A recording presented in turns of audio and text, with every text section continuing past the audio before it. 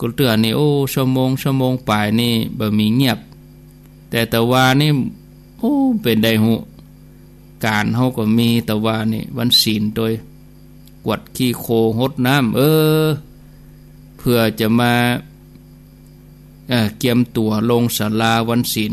วิทยุเงียบว่ะโอ้ป6 โมงปลายนานต้องขออภัยหลายสถานีแต่ว่านี่นะดักปิ้งไปกำสัญญาณมีแต่บ่มีเสียงนั่นก็ยังว่านะมาเจ้าเนาะทำไปไหนก็เฝ้าอยู่2 ชั่วโมงแต่ว่านี่ต้องข้าพเจ้ารับผิดชอบแต่เพียงผู้เดียวอาตมาบ่ได้เฝ้าแต่ว่านี่มาเจ้าแต่ว่านี่เมาไปกวดขี้โคเมาหดน้ำการมีเนาะญาติโยมบุคลากรในวัดมีน้อยเน้นก็ปิกบ้านก็บ่ปิกเตื้อพุ่นมดเมษาพฤษภาก้ามหูเดี๋ยวนี้เชียงใหม่เพิ่นก็ขยายเวลาเชียงใหม่นี่ได้ต่อไปแหมเดือนคาดว่าอย่างนั้นนะแต่เชียงรายนี่ก็แล้วแต่เพิ่นจะพิจารณาแห่งกรรมเนาะแต่ว่ายอดสถิติผู้ติดเชื้อรายใหม่นี่เชียงใหม่ยอดเป็น0แล้วนะแต่ว่านี่ทั่วประเทศก็ผู้ติดเชื้อรายใหม่ก็ลดลงเหลือแค่19 คนอีเนาะแต่ว่าเนี่ยญาติโยมมาพอสถิติกันเห็นก่อนเนาะสถิติที่เปิ้นได้แปลงไว้บันทึกไว้นี่นะญาติโยมท่านทั้งหลายไทยเฮาเนี่ยที่สะสมเนี่ยผู้ป่วยสะสมเนี่ย 2,811 และที่เปิ้นยาหายแล้ว 2,108 คนที่กำลังรักษา655แล้วก็ผู้ติดรายใหม่นี่ก็ตะวานี่ยอดลดเหลือ19 คนวันก่อนก็20 ปลาย30 ปลายตะวานี่เหลือ19 คนก็ค่อยๆลดลงเลยๆนะเนาะถ้าลดลงไปถึงสิ้นเดือนนี่ก็เพิ่นก็จะผ่อนคลายอีกก็ค่อยๆมีตัวเลขเดียวคือตัวเลข0นี่เนาะเมืองไทยผู้ติดเชื้อรายใหม่เป็น0ถ้าผู้ติดเชื้อรายใหม่เป็น0ต่อเนื่องกันจนถึงปุ่นมิถุนาปุ่นก็อันนี้สัญญาณดีนะแต่เชียงใหม่เฮานี่ก็สัญญาณดีมาได้10 กว่าวันแล้วเหรอ12-13 วันแล้วเหรอผู้ติดเชื้อรายใหม่บ่มีเป็น0อันนี้คนเก่าก็รักษากันไปนะก็ว่ากันไปญาติโยม90.0 เวียงปะเป้าอนุโมทนากับทีมงานของคุณดารุณีเชียงใหม่เฮานี่ก็ฟังเมืองฝาง 100.25 89.50 บ้านทุ่งเรดิโอที่ลุงดมนี่นะของลุงดมนี่ก็เบิดเมื่อคืนเฮาก็ปะกันเด้อ 2 ทุ่มวันนี้วันพุธเนาะญาติโยมอยู่ตั้งละปูนละปูนี่ก็ฟังบ้านแป้นนี่ได้บ้านแป้นเรดิโอ 96.25 ตะกี้ก็ลืมจวนเปิ้นมาฟังตรงนี้ในเวียงก็ลืมจวนเปิ้นมาฟังที่ 89.5 เอาเป็นหยังเบิดก่อนเบิดแมลงก่อนเบิดแมลงเข้ารายการแมลงเบิดก็จะจวนเปิ้นฟังรายการ2 ทุ่มตั้งหางดงเนี่ยก็หางดงสารปีวันก่อนอาตมาไปสันกำแพงกับฟังอยู่ 89.5 ก็ชัดอยู่เหรอไปตั้งปุ่นบ้านป่าตึงแม่ออนป่าตึงสันกำแพงปุ่นก็ฟังได้อยู่แล้วก็ 103.50 แดนดินถิ่นล้านนาของเป็นอารุจิสมบัติสันปะตองนี่ฝนตกจัดเหมาะกาพอจุ่มพอเย็นนี่แต่ว่าก็นึกว่าจะง้างฟ้ามาว่าปอกแปกหมอกปนผมน้ำมนต์เนี่ยเดี๋ยวสกรรมเป่งลึงมืดมาจัดดีมืดมานี่ก็ถึงว่านักพองหานี่นะไอ้น่ะตกมาพร่มเรื่อหายไปเหี่ยวก็เป็นหยัง ตามกรมอุตุนิยมวิทยาว่าวันที่25นะช่วง23 24นี่ก็จะตั้งเพชรบูรณ์ตั้งพิษณุโลกพุ่นก่อนแต่ตั้งเชียงใหม่เฮานี่ภาคเหนือเฮาตอนบนนี่ก็จะได้25 26ถ้าเปิ้นบอก25นะญาติโยมเผลอๆจะตก26 27พุ่นเผื่อไว้เหี่ยววันนี่เนาะยังเข้าแล้วอ่ะวันที่3ถึงวันที่5เด้อไปมีหยังไปตกตังปุ้นอมก้อยดอยเต่าพุ่นตกอ่ะหลายตีตกแต่ตังเฮานิ่มตกแต่ตังปุ้นเพิ่นตกเมืองฝางเพิ่นตกกาเมืองฝางไม่อายเพิ่นได้หลายรอบแล้วหรอโอ้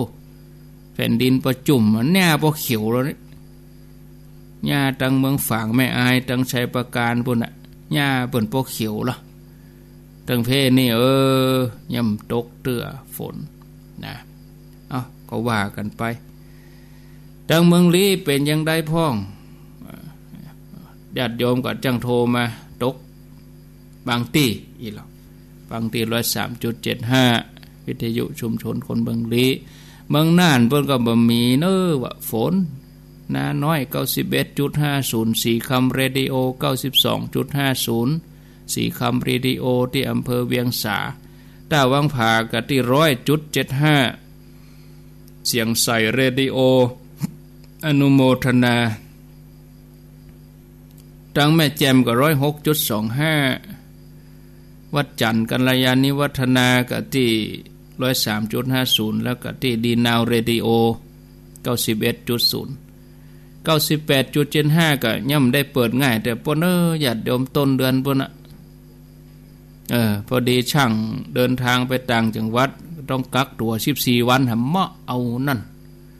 ก็หนทีก็เกียมไว้หมดแล้วนะเกียมหมดละคู่อย่างเกียมพร้อมหมดละปีกมาเอาละหวยหอกช่างก็ไปทำงานเนาะบ่ฮื้อไปก็วนการเพิ่นบ่จะมีหอมเดียวเดี๋ยวมาทากับแป้งของเฮาแล้วจะเอาหยังมาเลี้ยงครอบครัวพวกก็ไปเสี่ยงเอาได้เงินมกก็อยู่14 วันก็ยอมแลกค่ะก็ดีก็เปิ้นทำอาชีพเปิ้นกักตัว14 วันแต่ว่าเฮาทำงานแล้วเฮาได้สตางค์ก็เพียงพออยู่อีนะปุ่นน่ะญาติโยมแม่ต้นเดือนปุ่นน่ะถึงจะได้ดำเนินการญาติโยมสายใต้เฮานี่เนาะจอมตองได้รอเวียงหนองร่องประสางก็จะได้ฟังเวลาต่อเนื่องช่วง 6:00 ถึง 7:00 ต่อไปมาปะกันแล้วก็บ่เฮ้อได้ขาดแคลวเสียเวลาแล้วก็แจ้งญาติโยมทั้งหลายแห่งกรรมว่าวันพุธกุเตื้อเป็นท่านรุ่งโรจน์วัดดอยตุโกแต่วันพุธนี้ท่านอาจารย์รุ่งโรจน์ท่านขออนุญาตพักรายการก่อนหลายๆอย่างบ่พร้อมคอมพิวเตอร์ตัวอินเทอร์เน็ตตัวแล้วก็สุขภาพเปิ้นตัวอีนะเปิ้นก็แจ้งอาตมาถ้าทุกสิ่งอย่างพร้อมแล้วก็ก้อยปิกมาอาตมาจะว่าคนเดียวไป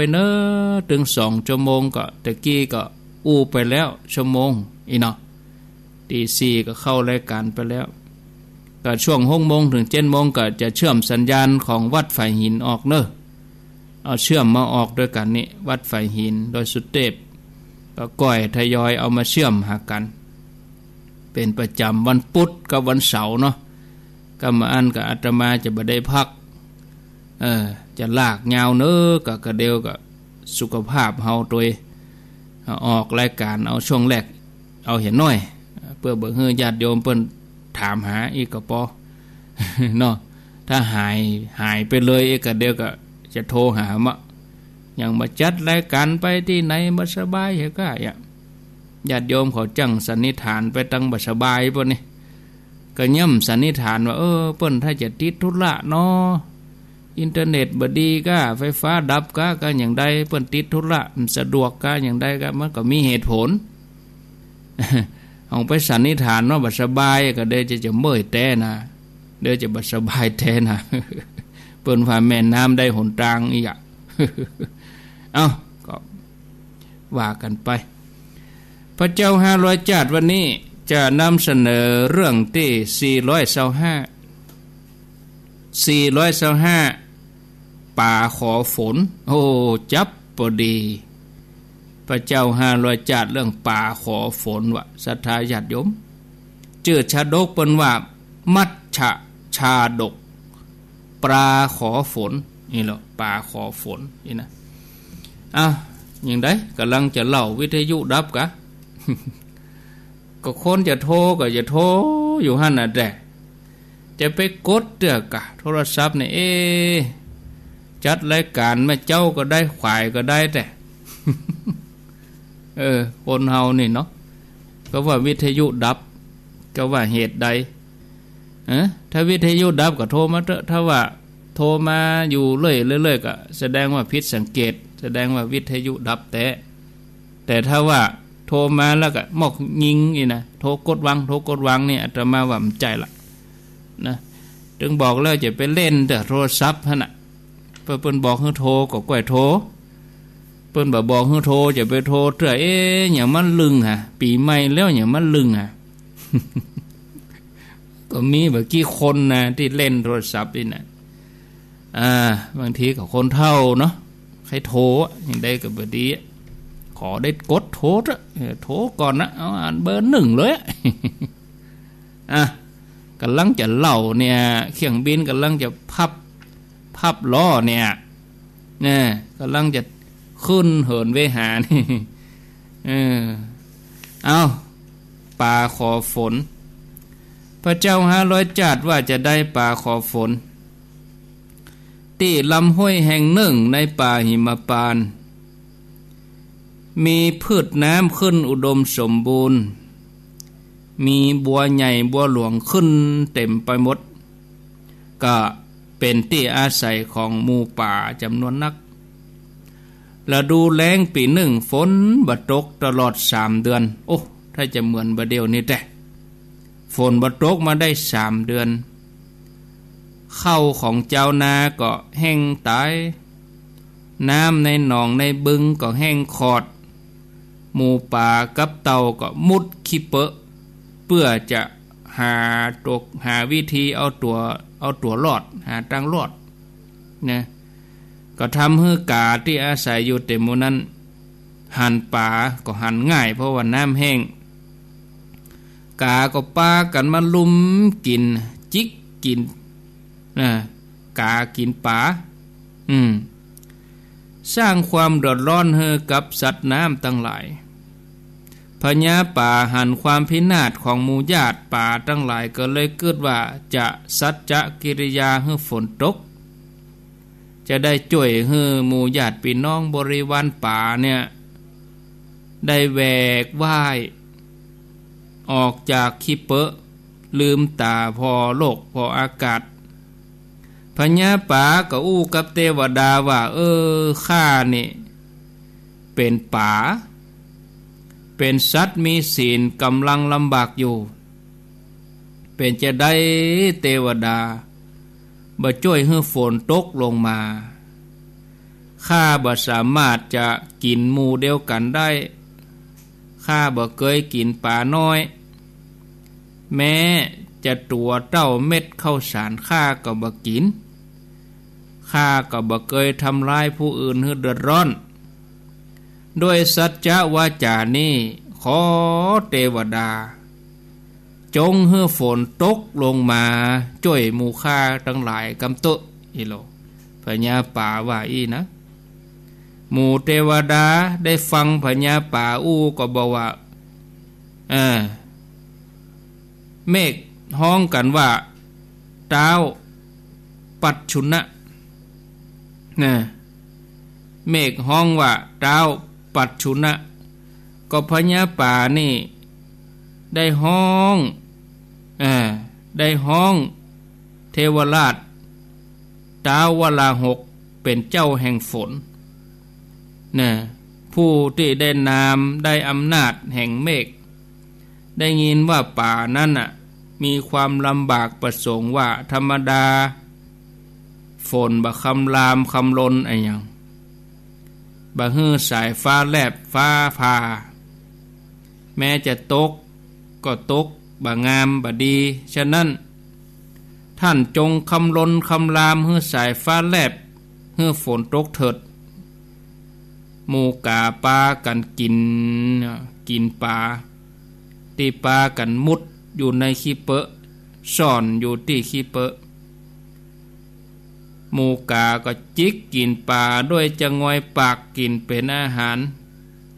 เพราะฉะนั้นหมูป่าที่มุดอยู่ในขี้เปอะก็เลยกลายเป็นคุมทรัพย์ของกาไปเลยเมื่อตั้นเมื่อฝนตกมาก็ปกปิดเสียด้วยน้ำก็เป็นการทำลายขุมทรัพย์ของหมูกานั่นเสียท่านจงทำเมื่อฝนตกเพื่อจะรับความโศกของป่าเตอะตกแถมวันฝนก็ตกมาเลยตกมาจนน้ำนองเต็มห้วยน่ะเต็มนองหมูป่าก็ปากันออกจากขี้เปอะมาแวกว่าอย่างมีความสุขต้นข้าวของเจ้านาก็ได้รับความอุดมสมบูรณ์เหมือนเดิมนะนี่จบญาติโยมชาดกเรื่องนี้ก็ได้คติสอนใจว่าผู้มีศีลมีสัตย์มีกรุณาย่อมช่วยเหลือคนให้พ้นทุกข์คนที่มีใจเมตตาการุณ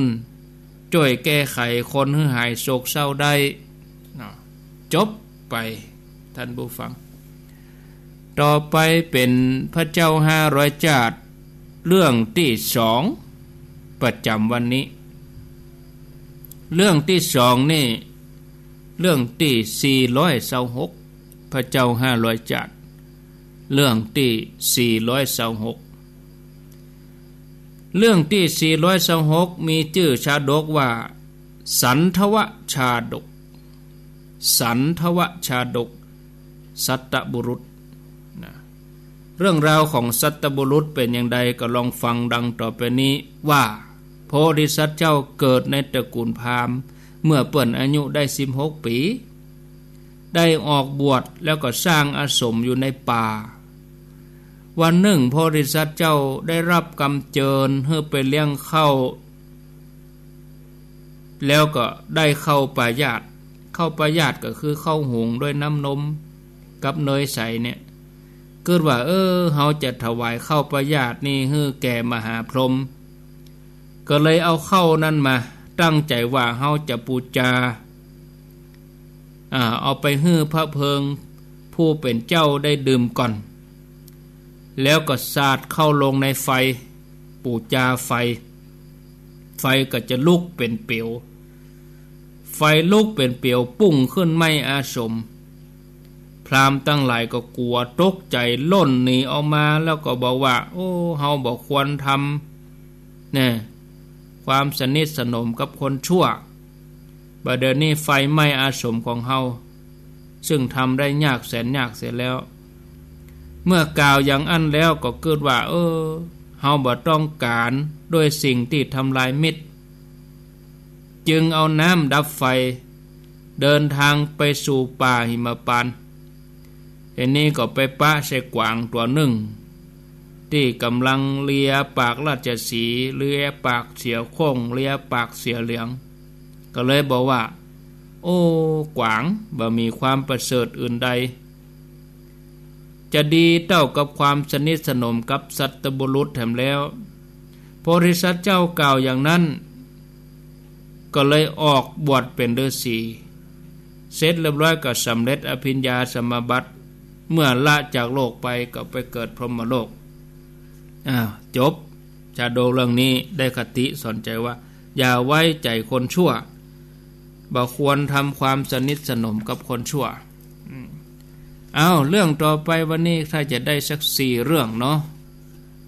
เรื่องต่อไปพระเจ้า500 จาดเรื่องที่427แล้วก็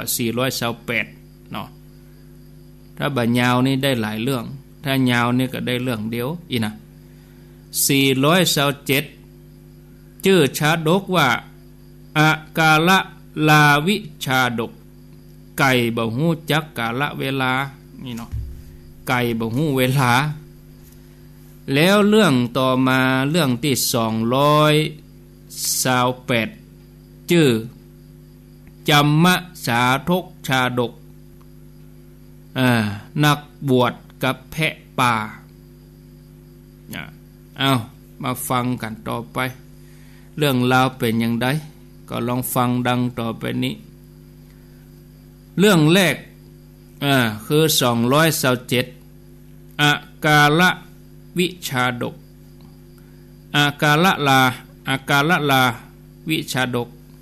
กาละก็คือเวลาการคือเวลาไก่บ่ฮู้จักกาละก็คือเวลาโพธิสัตว์เจ้าเกิดในตระกูลพราหมณ์เมื่อเจริญวัยใหญ่ขึ้นมาแล้วก็ห่ำเรียนศิลปะวิทยาหลายแขนงก็มีความหอบหู้ปราดเปรื่องฉลาดลักแหลมจนได้เป็นอาจารย์สอนลูกศิษย์เป็นอาจารย์ที่สาปโมกข์สอนลูกศิษย์อยู่ที่เมืองปารณสีมีลูกศิษย์นักถึง500คนอันนี้ก็ลูกศิษย์ทั้งหลายนี่ก็ตื่นนอนตอนที่ไก่ขันแต่อยู่มาบ่เมินบ่นานไก่ตัวนั้นตายเขาทั้งหลายก็ปากันเสาะหาไก่ตัวอื่นเพื่อทำหน้าที่ขันลูกศิษย์คนหนึ่งก็ได้ไปหักหลัวบริเวณที่ป่าเหี่ยวได้หั่นไก่ตัวหนึ่งก็เลยยับมาเลี้ยงไว้เฮือน้ำเฮือเข้าเป็นประจำไก่ตัวนั้นก็เจริญเติบโตใหญ่ขึ้นมาก็อยู่ในป่าเหี่ยวหั่นเนาะที่มีสภาพแวดล้อมมืดมัวเมื่อมาอยู่ในสภาพแวดล้อมที่ค่อนข้างที่จะเป่งแจ้งไก่ตัวนี้ก็เลยเกิดความสับสนในเรื่องเวลาก็เลยขันดึกพ่องขันไก่แจ้งพ่องขันป้อขวายพ่องนี่นะหมู่ลูกศิษย์ตั้งหลายก็เลยลุกมาเป็นเวลาบางทีก็ลุกมาดึกล่ำไปแจ้งล่ำไปขวายล่ำไปนอนน้อยพ่องนอนนักพ่องนี่นะทำให้เสียขบวนในการห้ำเฮียนตำรับตำราก็บ่ได้ห้ำได้เฮียนบ่ได้ท่องที่จะอ่านก็บ่ได้อ่านเขาตั้งหลายคือว่าถ้าปล่อยให้เป็นอย่างนี้ต่อไปก็คงจะบ่ได้ห้ำได้เฮียนนะบางทีเดินกลางคืนไก่ขันมาก็ตื่นเหี้ยอยากก็เลยจวนขันบีบคอไก่ไปฆ่าขว้างเนี่ยอาจารย์ที่สาปโมกข์ฮู้เรื่องก็บอกลูกศิษย์ว่าไก่ตัวนี้ก็ต้องมาตายเพราะมันไปใหญ่ในที่บ่มีการสั่งสอนนะแล้วอาจารย์ที่สาปโมกข์โพธิสัตว์เจ้าก็กล่าวเป็นคติธรรมว่าไก่ตัวนี้บ่ได้อยู่บ่ได้เติบโตอยู่กับพ่อกับแม่บ่ได้อยู่ในสำนักของอาจารย์ก็เลยบ่ฮู้จักเวลาอันใดควรขันเวลาใดบ่ควรขันก็มาตายย้อนตัวนี้เนี่ยชาดกเรื่องนี้ก็จบไปญาติโยมขันบ่ฮู้จักเวลาอีเนาะได้คติสอนใจว่าคนบ่ได้รับการอบรมอันหยังเนี่ยจะมีแต่นำความทุกข์เดือดร้อนมาสู่อวิชชาปรมังมลังความเบาหูเป็นมลทินที่สุดเมื่อเบาปัญญาช่องทางวิบัติก็เกิดขึ้นเป็นมหันต์มหันต์ก็คือนักนั่นน่ะเป็นมหันต์อเนกอนันต์เนี่ยนักมากมายเรื่องต่อไป428พระเจ้า500จาดเรื่องตี428นักบวชกับแพะป่ายังมีนักบวชคนหนึ่งเอี่ยวจาริกไปนครปารณสีเดินทางไปถึงกาดหันใส่แพะ2ตัวกำลังจนกันแพะตัวหนึ่งกำลังย่อตัวเกียมจะปุ่งจนใบยอมหลีกหนีนักบวชคนนี้เกิดว่ามันมีกำลังแสดงความเคารพเฮาแปะมันก้มหัวโลเนี่ย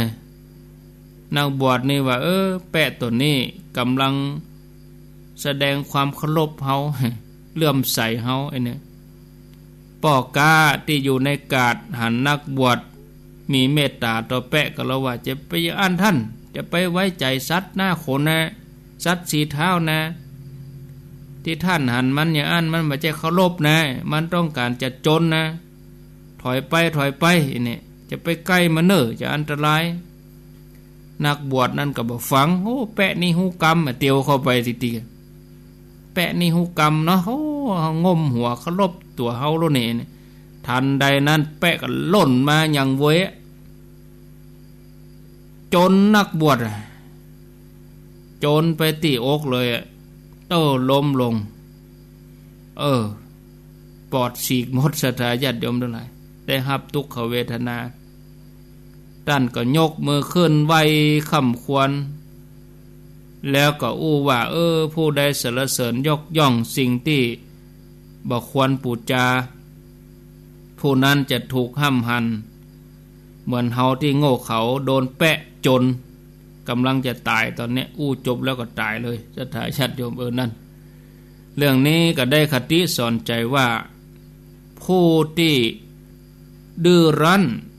บ่ฟังคำเตือนผู้หวังดีจะมีแต่ความพินาศผู้ใดในโลกนี้บ่เชื่อฟังกรรมของผู้เจริญผู้นั้นย่อมถึงความเสียหายจบไ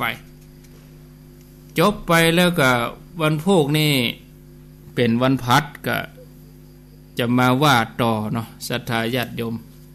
5:00 ถึง 6:00 นแล้ววันพุธนี่ก็เป็นท่านมหาสมชาติเป็นวันพัดวันพุธหมองูตายเพราะงูแล้วก็ลูกศิษย์กับอาจารย์ดื้อโลจะอาจารย์ชื่อดื้อนะอาจารย์ลึงโลชื่ออาจารย์ดื้ออาจารย์ลึงเรื่องราวเป็นยังได้ก็ฟังกันไปถึงวันจนเนอะศรัทธาญาติโยมเนอะตื่นเจ้าขึ้นมาก็ได้ยินได้ฟังกันเนาะอู้จากันไปจะโทรบ่จะโทรบ่จะโทรก็โทรโทรกะมาเลยกับนี้โทรมาเลยเมืองฝังแม่ไอ้ชัยประการแม่แจ่มเวียงปะเป้าเมืองน่านเมืองลี่ฟังอยู่ที่ไหนตั้งได้ก็โทรมาหาการเมืองแป่โทรมาก็ได้รู้ร้องกวางฟังที่คลื่นนาน้อย 91.50 ภูเพียงญาติโยมอยู่เมืองน่านนี่เมื่อคืนได้ยินเนอะบึดเมื่อคืนฟังเนอะฟังที่ภูเพียงเมียงน่าน 104.50 เนอะบึดเมื่อคืนนาลำปางก็ฟัง 101.25 เมืองปานก็ 106.0 พะเยา 106.75 อีนะฟังกันบึดเมื่อคืน0998366322รับสายเจริญปอนโทรว่าจะได้ไหว้เจ้าธรรมครูอันนี้แม่เมาเนาะเจ้าแม่เมาเจ้าแม่เมาเมืองฝางเจ้าแต่ว่าฝนตกก็แต่ว่านี่ฝนตกก็แม่มันจะหาตกมีกะมืดก็มืดบันไดมืดบันไดมืดบันไดได้3แรงละก็เปิ้นเกียมพร้อมอยู่กะกักตุนไว้อยู่กะเปิ้นตุนฝนตุนเมฆไว้ก็เดียวมาละ ก็เมฆเป็นก้อนแต่ว่าเป็นก้อนเป็นโง่จัดดีเปิ้นอย่ามาเอาฝนเทียมมาใส่ติ๊กๆเจ้าคันว่าใครมันลงมาสักหานั่นกะตกอยู่กะเติงเวลาบ่ได้คิวจ้ะได้รอนี่ก็ตกเหมือนกันนะแม่ตกรอบเฮ้ยตกมันนักค่ะตกรอบนะตกรอบได้มันจะตกนักตกรอบไปเริ่มรอบแล้วนะคิวบ้วยตกรอบไปเลยโมทนาสายต่อไปเจริญปอนครับขอให้สาธุก็บุญธรรมเนาะครับฝนตกก็แต่ว่าโป่งหนองบัดตกครับตกเหมือนกันก็บ่มีชักไม่ตกรอบตกรอบตกเหมือนกันนะตกรอบไปมื้อใดมั่วเนาะมันจะมาเนาะได้คิวจะต่อได้รอหั่นน่ะเนาะอดฮ้อนไว้เงินเนาะอดฮ้อนไป 2-3 วันครับข่าวเปิ้นว่า25 26อีก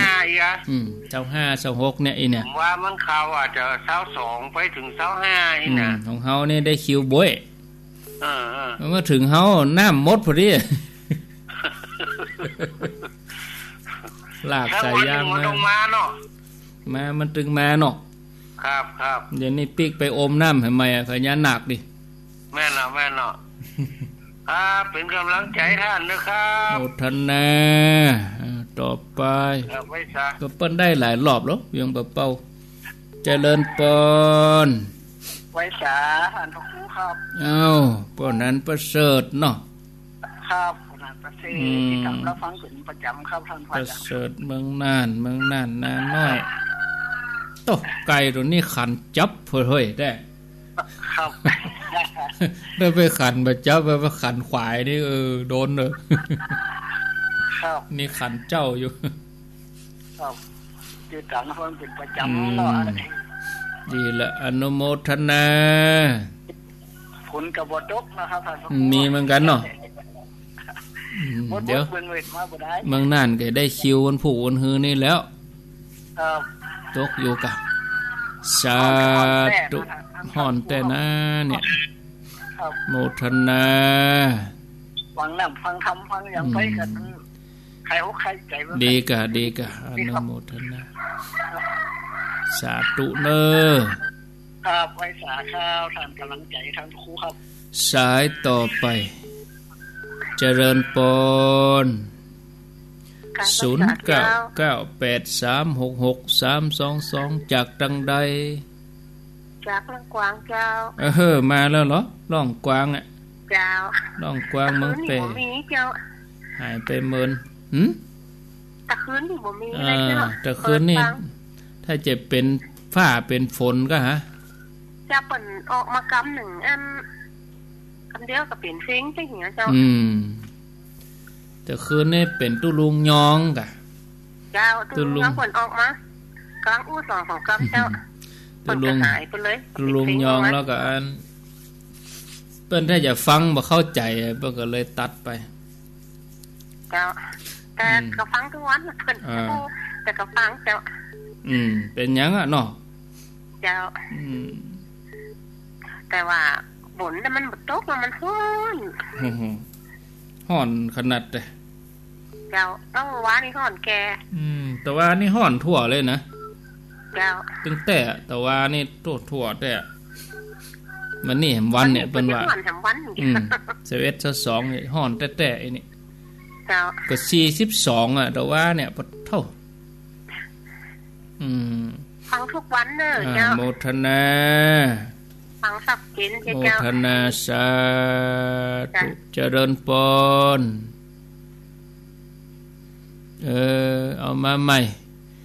0998366322มีเข้ามาจะจะแจ้งผลการรับฟังเอาเข้ามาเลยเจริญปอน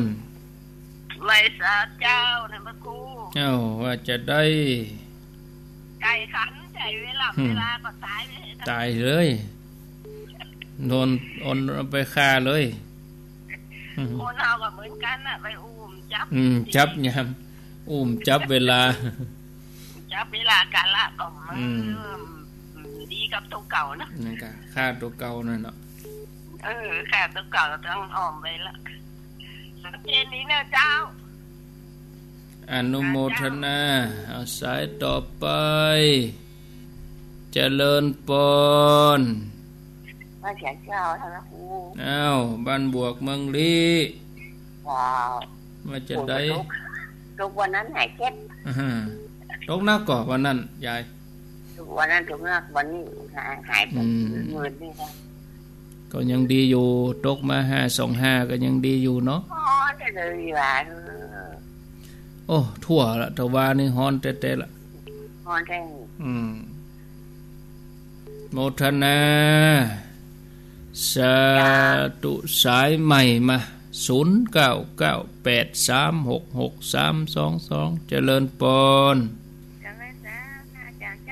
แม่ไหลว่าจะได้แม่ไหลแม่ไหลสันทราย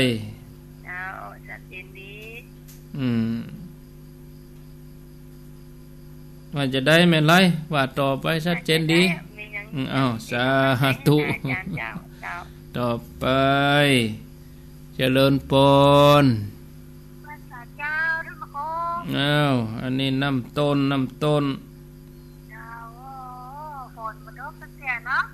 แต่ว่ามันซื้อนี่กับตกอะอย่ามาข้ามไปกับน้ำบ่หลวงก็ตกแต่ตกว่าไม่วางนิ่มมีวะรอกอคือรอก่อน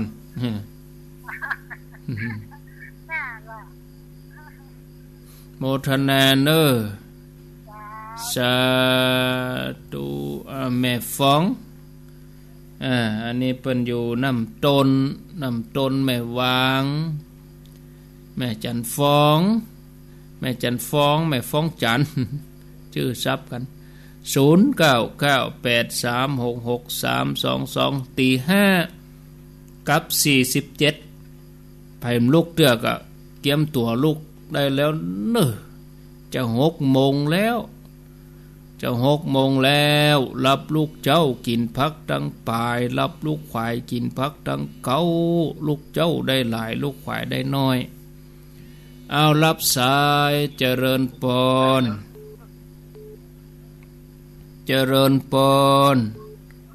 ไว้ถาสันเจ้าครับป่อบุญเทียบเนาะป่อบุญเทียบบ้านไก่เทียนปังเจ้า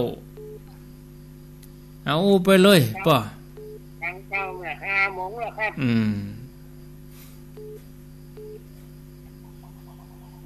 เงียบไปหะโมทนามันต่างคนต่างฟังกันได้อาตมาจะเนอะก็กลัวส่วนกรรมกันเจริญปนเจ้าไว้สาเจ้าจากดังใดตบเตี้ยเจ้าแม่บุญปันเนาะเจ้าชัดเจนดีกะชัดเจนดีกะแม่จับห่าวพอดีอ่ะแม่ก็เงียบพอดีอ่ะนั่นเอาว่าชัดเจนดีก็ห่าวมาเหี่ยวว่านั่นเลยย่างไปเหี่ยโอ้ห่าวหาดไปเหี่ยวก้อยนี่กึ่งเดียวก้อยห่าวไปอิ่มสักกำอ่ะเดี๋ยวห่าวโตเจ้าเดี๋ยวโตหำหน่อยโมทนาเนอะฮ้อนเนาะฮ้อน2 วันนี่นะฮ้อนอวมฝนจะมานักกันไหมจะมาอวมเฮ็ดทอบอ่ะมันอวมเฮ็ดทอบกะ25นี่เดือน8ออกแล้วลูกเดือน8สัก12ค่ำนี่ก็ปะโทมาแล้วกะเพิ่นจะเอาไปขายเดือน8เป็งเทียนพระบาทเนี่ยเนาะงานพระบาทตะผ้าเนี่ยปะโทมันเพื่อนเองกับมันจะออกละจะออกตังปุ่นอมก่อยตังแม่ตื่นเพิ่นเอามาน่ะเนาะเฮ็ดทอบตังเฮ็ดทอบมันตื่นเน้อเนี่ยเพิ่นยังเอามาบ้านเฮานี่ฝนบ่ตกมึงบ่มาออกน่ะมันอยู่ที่ฝนนะแต่มีที่ฝนนะจะได้อยู่ถ้าตกมาหานี้แล้วไอ้น่ะมันจะได้อยู่แต่มันถ้าตกมาถ้าฝนบ่ซ้ำมันก็บัดเต้งนะมันก็แตบไปเฮ็ดได้แห้งไปอย่าหาดไปอย่าดีกินละถ้าฝนตกแห่ง525มันดินมันจุ่มอยู่ข้างในนะกันนั่นนี่เหมาะละตกแห่ง5กับมื้นตาแล้วเนอะเฮ็ดทอบมื้นตาโมทนา